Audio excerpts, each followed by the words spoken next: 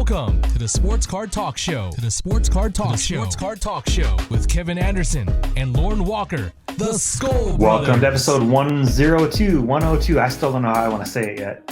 Episode 102. Another interview. We're going to be wrapping. How do we want to say it? Racking these up. Racking up the interviews. Yeah, something like that. I don't know why it's so hard to say it. We haven't done interviews for a while, so trying to get back into the swing of things, man. We have Ram at NorCal Hobby Shop on Instagram and YouTube. And he has a website. And he has a website. And I think he's over on Twitter too. I really got to get into the swing of Twitter, man. It's a whole new ball game over there. Yeah. We'll have to ask him if he is on Twitter. Yeah. Well, I'm pretty sure he is. Okay. I don't know if I want to ask. I feel dumb not knowing. I'll ask. I don't mind looking dumb, dude. Well, I'm just broadcasting it in the intro, so I guess it doesn't matter. No, we've been talking to Ram for quite a while. Early on when we got on, and just hasn't worked out, and I'm glad it finally worked out, you know? Yeah. I feel like we've had a couple misses, at least a couple, 2-3 times. I think twice, a couple times for sure. Just scheduling conflicts, and then Well, I'm pretty jacked. Is right. I'm pretty jacked to ring them up, dude. Let's do it. Ring-a-ling ding dong. We got Ram dialed up. How you doing, Ram? Hey guys, hey Kevin, hey Lorn. Thanks for having me on. We finally found some time to come on the show together. Yeah. I got one question right away. Is your first name actually Ram? It's short for Ramil. So my full name is R-A-M as in Mary, I-L. But everybody and anybody calls me Ram. Okay, well, I was thinking that's a pretty cool name to be blessed with. Yeah, it's Ramil. Everyone, just for short, calls me Ram. Yeah, okay. Nice. Speaking to the finally making some time, Lauren and I were talking about that. We do a little intro before, and we're like, man, we've been really trying, and just everybody's schedule's so crazy, and finally we're really glad you're able to sit down. When we first got started, we were, you were just there as a huge support, really. I mean, I felt like we could just reach out and it's just so helpful. I just can't get over how generous you were with your time and everything. It blew me away. So I'm glad you've had some time to come on. Oh, thank you. I'm glad to help. I feel that all of us on Instagram, we all share the same hobby. I'm here if anyone has any questions. I just love to share hobby stories with going back and forth with people. So sharing our pictures and there's history to each card. So I totally don't mind conversing with everyone. I'm a people person, so I mean, opening the business was kind of I was kind of nervous about it, but then I thought, why not just make it fun? I didn't really think about it as a business. I kind of thought about it as, well, let's do something fun at the same time, something that you enjoy. For sure. Yeah. So before we jump into your business, maybe you could talk a little bit about your collecting history and what led you up to starting it. Yeah. So I remember it real vividly, around 19. I think I'm dating myself here, but let's just say 1988 Donruss is when I first started buying packs of cards. But a few years before that, my friends in school, they would, everyone would bring their cards and, they would rubber band them. Rubber band them. And if your friends had money, if your friends' parents had money, then they would put them in the nice 9-card pages. The binder, yep. Yeah, the binders, and they would come to school with the binders, and they would say, "Hey, look at these new cards that I bought from 7-Eleven or from the convenience store or whatnot." Yep. And that was around 86, 87, and I didn't like. I thought they were cool, but I never really bought packs of cards until one day I walked into the shopping mall, and we had a bookstore. I don't know if they had it out in Minnesota. It was called Waldenbooks. Did you guys have Walden? Yeah, pretty big. Yep. Yeah, they went under a long time ago, but Waldenbooks had a display.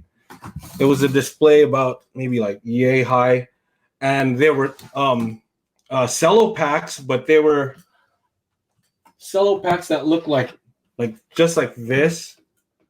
Yep. So they weren't the cello packs that you buy at Target now with like 3 packs in like one. It was just 1 pack, Yep. and then Donruss would put like, I don't know, like 25 cards in there, and then on the front it would say like 75 cents or whatnot, and you can totally search them, because not that I was a card searcher or anything, but on the front, like they wouldn't even cover it. They would have like a picture of I don't know, David Wells or something, and then on the back you would see Roberto Alomar, and I figured, oh, you know what, maybe I'll be able to buy cards from here. So I saved all my allowance money, and I would just buy those cello packs like every week.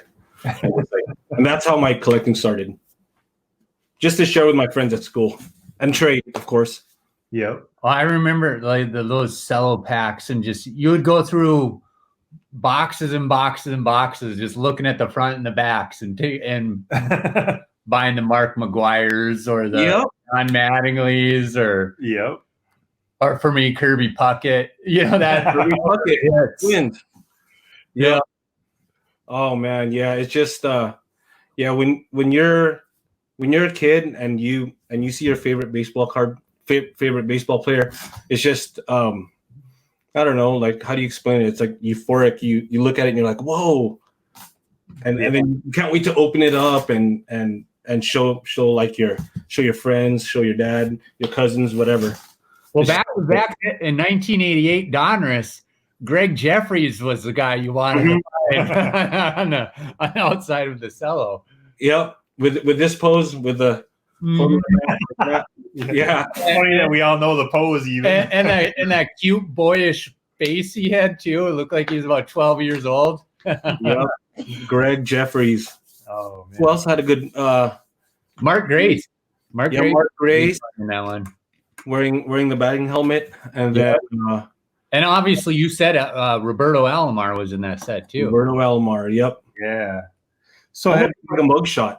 I think it's almost like a Have you always collected then? Was that like, did you start then and you just kept rolling with it, or? This is funny because I was in 6th grade around that time, and then that was a big time in collecting. 88, 89, you know, Griffey. Oh yeah. Junior Griffey, 88, 89, 90, 91, and then I got into high school, and then I stopped. And then, you know, with high school, I just I got into sports, played basketball. I love to bowl, so I bowled. I kind of just forgot about cards for a while, and then it was like a big gap from like 91 to when I got into college. I would say around when the home run chase started with Sosa and McGuire, and then that's kind of like when everybody started getting. If you were out of the hobby, it was almost like, okay, everyone's coming back in now, and then that's when I just started buying like Topps again and trying to chase Sammy Sosa cards and McGuire cards, and then eBay was, you know, you would search eBay for McGuire's 85 Olympic card. Yeah. Mm-hmm. And then college, I collected for pretty much throughout college. And then I stopped again after I graduated. And then I came back on like around 2001 or 2. And then that was like for another good, I had like these like little breaks, like 4 or 5 year breaks. And then I got married around like 2008 when I got married. My wife is gonna watch this, so she's gonna get mad if I forget. When we got married. And then let me see, when did I stop? And then Cam Newton 2011. Then I started collecting a little bit more then. And that was like the first break I started. That was the first break I got into around 2011. I think it was on eBay. And I didn't know anything about breaks, but I did see some article on Beckett.com about breaks, and that's how I got started in breaks. And then we had a kid, and then in 2011, we had our first child, but I still collected. Then I took a little break. Our second child was born in 2014. And then this is probably going to one of your next questions. And then I figured, like I took all my cards out of storage from mom and dad's house, and then I like the cards that I have here at home, and I started organizing them, and I thought, hey, you know what? Maybe I can do something fun with this, and that's when I opened up NorCal Hobby Shop. So like 2014, 15? 2016 is when I officially like went to like the board of equalization, and I said, okay, we're gonna open up a business. And then 2000, I would say like January is when I signed on to Instagram, and then I started marketing. Well, kind of grassroots marketing the business, just following pages that I liked, and then buying stuff from other people, and then just kind of like meeting other people, kind of networking. And then 2017 is when I kind of like officially started doing breaks and selling boxes and supplies and stuff online. Mm-hmm. Cool. Yeah, we when did we get into Instagram? That was just last fall, right? So 2019. 2019 is when we got into it. We were both had our own personal accounts a year or two before that, where just showing off cards or whatever. And we both quit doing it for probably about a year. Yeah, it's weird how you hit something and it just completely derails you from whatever you were doing. You just get sidetracked. Like you said, you got sidetracked several times from the hobby. Mm-hmm. Now you're full on in. I'm guessing you're not going to get sidetracked again now that you got a business going. I kind of like to see it as it's ongoing, but since I have a family, I have a full-time job. I kind of like to see it as like a hobby too, and I like to kind of enjoy doing the breaks and kind of like the selling. It's kind of like my family has always been into like commerce and stuff like that, or they've had like small businesses before. So I guess it was kind of like in my blood to do it. It was just kind of like when would I decide to like actually do it. I've been selling on eBay since 98 on and off. Uh-huh. So I kind of know how it works with like buying, selling, trading, shipping stuff. And I figured, why not open up my own website and try that and do that along with eBay and kind of build up my brand, albeit a little slowly, but at least just go for it. So that's how I started. I was just like, what the heck? I'll just do it and see where it goes from there. And you have a website called NorCal Hobby Shop? Yeah, it's www.NorCal Hobby Shop, and there's cards on there. There aren't any breaks on there right now. Should have some up soon. There's hobby boxes on there. I don't have supplies on there yet, but there's some supplies back there. But if anyone needs supplies, you can just message me. But it's all work in progress. But in the meantime, you can check the site, and I do have product on in the store. So you can. It's on the web. You can check it anytime. Yeah. So you do intend on listing supplies on the site? Yeah, and I will have a link. I will have a link with the pricing, because the shipping's a little weird on my e-commerce site, so it's a little tough to price things individually. So I may on the homepage itself have a supplies link, so you can just tap on the link and it'll have the pricing of let's say you need 55 point. Let's say you need 55 point top loaders. I'll have pricing for like a pack of these. Or let's say you need thick card sleeves, the thicker size sleeve. I'll on the supplies link, it'll say how much those are on there, and then you can message me and say, "Hey Ram, I need a couple of packs of thick card sleeves and a pack of regular 35 point size top loaders. How much is that going to run me with shipping?" And I'll email you back. Okay. Yeah. Other than that, everything else you can kind of just buy off the site and shipping's included. But if you wanted to include supplies, you can just message me and then I'll kind of factor everything in. Yep. Yeah, I know. Do you buy a lot? Do you have a large supply of supplies? I can get a hold of them. I have a supplier that's a hop, skip, and a jump away from me. I mean, we can't go there now because we have shelter in place, but I can always order and then they'll ship to my house in like a day or two. But I do keep supplies on hand here in the break room. So let's say like I've got like 100 point size top loaders. One of the ones that we use quite often are the jersey sized ones, which are 130. Yeah, those.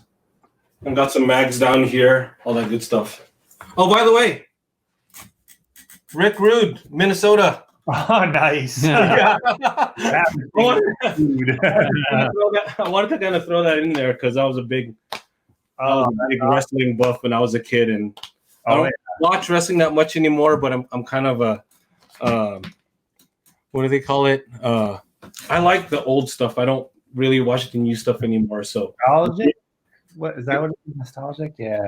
Yeah, nostalgia. There you go, Ric Flair. Yeah. You know his son David Flair was born in Minnesota. Yep. I think Rick is from Minnesota himself. Yeah. Oh yeah, Ultimate Warrior. There you go. Lorn, are you a big wrestling guy? I'm not really, but I've had my ins and outs with it a little bit. So he was picking up some old. Yeah, Jericho. That's one of my favorites. Yeah, I'm a big rock head, and Chris Jericho's the lead singer of Fozzy. So yeah, I used to hate Y2J or whatever he used to call him.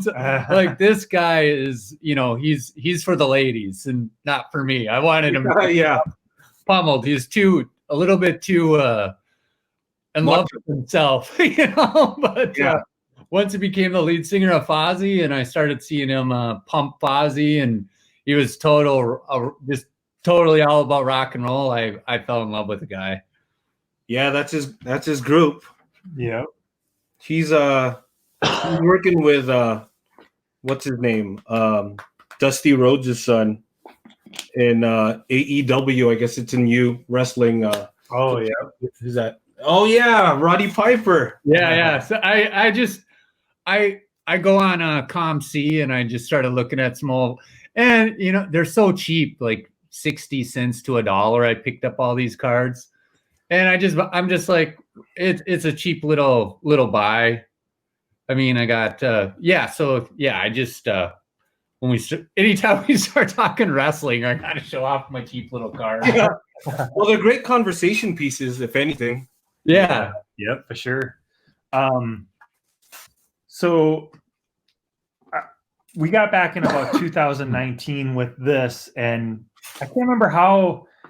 I think Morgan over Hobby Card Hit. Yeah. It was like, hey, get into this break. And I'm like, I had never done a break, and I was just nervous to do one. And ended up jumping into one with you, and missed out on the Vikings, of course, because I was hemming and hawing. That's kind of the story of what I do. I hem and haw and think about it, and got the Texans. But I'll just say it was a great experience getting in with it. I think you go above and beyond almost too much. I shouldn't say that because I know people really appreciate what you do. And I just had a really good experience, and I can't stress enough, if you see him pop one of his breaks up, I highly recommend getting into it. There's two funny stories. The first one, I missed out on the Vikings, got the Texans. Didn't hit anything too crazy, but you always are throwing in extra value. I can't believe the stuff you do. The next one, I did get the Vikings, and it was in a Spectrum mix, and I hit pretty good, but it was funny because I'm like, well, I'll buy the Texans because it was one of the last teams left. Missed out on it, and once I hit pretty good on the Vikings, but I would have hit a Deshaun Watson redemption card and DeAndre Hopkins of 5. DeAndre Hopkins was a side PC for me too, so I'm kicking myself the whole time. I'm like, I missed on the Vikings the first time, which I think hit pretty good, and then I got him, but missed out on the Texans. So those are my funny stories. Both were excellent experiences, and I don't always get into breaks, but yeah, I would definitely get into another one with you for sure. Oh, I appreciate it, Kev. Yeah. Let's see. You got to guess. This is my son, Sean. Sean, you want to say hi? Hi. Sean, hi. Hi. You want me to take off my hat? No, I want to wear a hat right now. Sean, you're famous now. Look, you're on Uncle Kevin and Uncle Lorn show. I'll take it off later, okay? Here, let me get back to the living room. Okay. I'll take it off a little bit, okay? Okay. Here, let's just do this. Okay? Are you taking a break? No. He's taking a little break. All right. I wanted to say hi. I forgot to tell you that I've got two little guys, so they may like wander in and out. But that's fine. Here, so yeah, he kind of got away from the missus. So that's fine. Yeah, but I appreciate it, Kevin. Thank you. With the breaks, let me see if I can. Yeah, with the breaks, I always like to throw in extra stuff. It's like, for me, I just enjoy it. I like to throw in. I kind of pay attention to who people like and who people collect, and I try to, if I can, I try to throw in some PC stuff. If I can't, I'll try to throw in some extra cards or even supplies. It's just it's just something that I like to do it. I like to help people out with the collection. So yeah, thanks again for joining, Kev. Appreciate it. You were grabbing stuff off your shelf, and we actually have our team. One of the things we got from you was bags, and we got them sitting right over next to us. So they come in. Everyone needs those. Everyone needs those. Everyone does. Yeah, well, we use them all the time. I'm not personally a breaker, but I like to support people too. And but I'm always in need of supplies, so that's why I was more interested into the supply, what you carry for supply. Sure. Yeah. Because you can message me anytime. Even if I don't have it, I can get and I can tell you a timeline and a price and whatnot, and you can bug me anytime. I can help you out. Yeah, and that's what people listening. They need to know that too. Sure. I bought into price. I don't have one of those.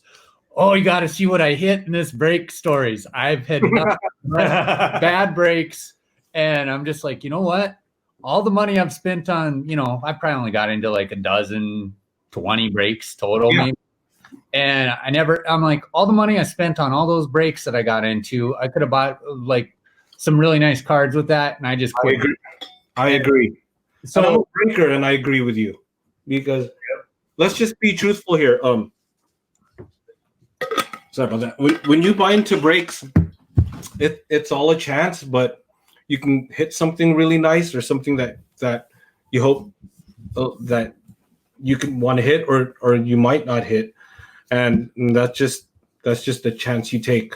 But on the other hand, you take your money, you can wait for the hits to come out on eBay or whatnot, and you can just say, hey, you know what? I'm gonna buy this Teddy Bridgewater veteran patch auto. See what I did there? Veteran patch auto after it releases. and I would have spent that money on the break anyway. So Yeah. there's two sides of it. You can hit like definitely one, or you can save your money and get yourself the number 299 version for the same price. Well, that's just it too. Breaks are there for the people that enjoy the game of the break. Yeah. Too. I'm the guy that's never bought a lottery ticket ever. So I'm not a gambler. So I love watching be opened and just having that added excitement. Like when you did that Spectra mixer, I'll never open a box of Spectra personally. I just can't afford, that's not in my price range, but that was my way of getting in, and I hit some great stuff, Well, you opened, but I hit some great stuff. Yeah. I sure wish I would have had the Texans, but hey, like you said, it's the chance, and I hemmed and hawed a little bit too much. I think I can't remember. I think it was when you got into the Texans break, because Kevin bought into it. I was enjoying watching it too. Yeah. Oh, were you watching it too, Lorn? Yeah. I would just. Oh, cool. Yeah. I mean, but yeah, because it wasn't my money I was watching getting spent, But yeah, it is definitely fun whenever you got some money riding on it to watch this stuff. I know. I feel like, have you talked me into going into a break here? I can't remember. No. Maybe you just talked me into buying a repack or something. I don't remember. Kevin, I don't even rip cards, because even if I hit something big, it's probably not likely going to be a Viking card that I want. I'm You're team and player specific though. So. Yeah, I am. I am very team and player specific. So I'm a little bit more open, and I come to realize, obviously, The Last Dance is a big thing right now with the Jordan documentary, and right. And it dawned on me, like almost today, when I first started collecting, was a little bit before you. I remember 82, 83-ish opening. And Hello. Sorry, Kev. This is Joey. Hi, Joey. Hey, Joey. Say hi, Uncle Kevin. Hi, Uncle Lorn. Hi. Uncle Kevin. Hi. Kevin. And Uncle Lorn. Hi. Uncle Lorn. Hey. Okay, can you? Lindale School. Okay, yeah, you go to Lindale School. Yes. Okay. All right. Okay, give me a sec, guys. Sorry about that. Okay. That's all right. We'll go play outside when we're done, okay? Close the door, okay? Sorry, Kev. It's all good. You were saying The Last Dance. I was just gonna say, it dawned on me because Lauren is player specific and team specific, and, right. and I've been kind of all over the board. But it dawned on me today that 2 times in my life, in my collecting life, I didn't do my true love. When I first started collecting, all my friends collected baseball. I collected baseball. I collected a little bit of basketball, but I started out. Now think about the time frame I'm talking about. If I would have collected what I loved, when I first came back Jordans. in 2017, I had multiple Jordan rookies. I sold everything. But if I would have collected what I loved, oh man. 2017, I came back in, and I remember talking to Lauren. I'm like, I don't know what I want to collect. When I was playing fantasy football, I collected my fantasy football players. Had I just collected what I loved, which is basketball and Jordan, look at what the market's done. I know we all have those woulda, coulda, shoulda. But it's not even the woulda, coulda, shoulda. I don't care about the value so much. Yeah. If I would have just bought what I liked. Right, yeah. Oh. Because now I can't even buy a Jordan. $89.90 hoops is going for $100 a PSA 10. Yeah. $89.90 hoops. You can get those for 50 cents a card 2 years ago. Yeah, if you kind of just stuck with what you like you said, and just wrote it out. It's me harping, but then just collecting what I wanted would have. Yeah, it's all good. I hear you. I got caught into the whole, speculating like, oh, I'm gonna try to chase Maguire and Sosa, but at that time I could have been, collecting all of the nice San Francisco Giants cards rookies that I wanted or bought. And then, I mean, I can still buy them now, but back then, like, I spent a lot of money on wax just trying to find, special Sosa inserts. And then like you go fast forward to today, and I'm like, why did I do that? Like, I could have bought all these cards that I really wanted. Yeah. Yeah. Well, it looks like they're chomping at the bit to get outside. So They open the door. I am here the door. So we want to be respectful of your time, and we're pushing the half-hour mark here. But we really appreciate you coming on, and we'll be looking. You said you're working on maybe getting another break together before too long. Yeah. Right. Well, right now, kind of hard to get product right now. Yeah. As you well know, Panini's based out of Texas, so they have the stay-at-home order right now. So a lot of new stuff that's coming out, like Chronicles football, even some of the basketball, it's like pushed back. So yeah, sales reps telling me like once the stay-at-home order is lifted in the state of Texas, then Panini will be able to push out the product. So what are you talking about, dude? Isn't cards essential? Yeah, that's true, huh? Yeah. Big section of the To population. us it is. Yeah, to us it is. Yeah. There's a big section of the population. I do vehicle simulator. Okay. I do vehicle simulator with Roblox. You don't like baseball cards, do you, Joey? Only Roblox. Okay, Roblox. Simulator. Roblox is a video game that he plays on the phone. Oh, okay. I guess it's like Minecraft for little kids. So, Okay. yeah. And Makes sense. vehicle simulator. Okay. Can you get mommy? That always works. Can you get mommy? Hey, I got to try that. But Kevin and Lorn, thank you so much. Thank you, Thanks Rand. for having me on. Yeah, we appreciate you coming on, and we'll be looking once everything opens up. We'll get into another one, and Lauren will buy some supplies. Yeah, I'm. Hit him up. Great guy. Hit him up on Instagram. They can reach you, or your website, or whatever. Yep, www.norcalhobbyshop.com. You can follow me on Instagram at NorCal Hobby Shop. I'm on Twitter too. I'm on YouTube. I'm on Facebook too. And it's all under the call sign NorCal Hobby Shop. Okay. Perfect, man. Well, that'll bring episode 102 to a close here. Ram at NorCal Hobby Shop. School Brothers out. Peace out, guys.